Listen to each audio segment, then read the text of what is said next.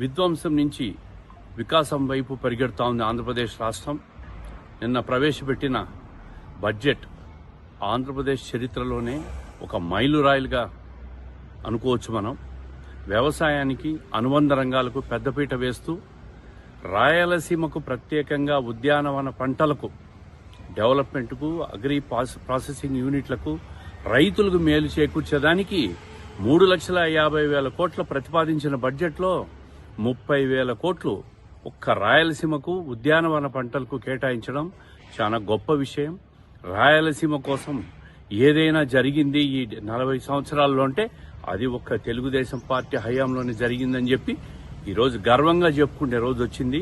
ఈ బడ్జెట్లో ప్రతిపాదించిన 30,000 కోట్లు ఉద్యానవన పంటలకే కాకుండా కడప జిల్లాలో కూడా 982 కోట్లతో నీటిపారుదల ప్రాజెక్టులు పూర్తి చేసేదానికి ఈ సంవత్సరం బడ్జెట్లో కేటాయించడం గొప్ప విషయం.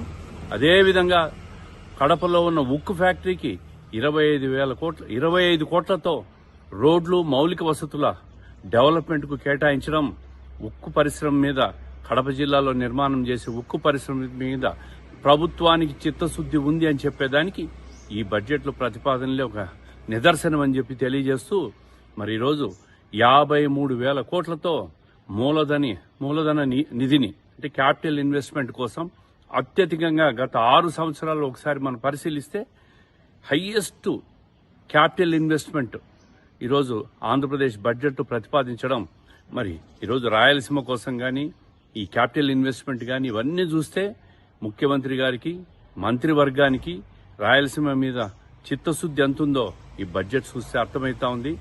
ఏదైతే గత పాలనలో ఆర్థిక విధ్వంసం జరిగిందో అక్కడి నుంచి ఈరోజు వికాసం వైపు ప్రభుత్వం ముందుకు పోతా ఉంది.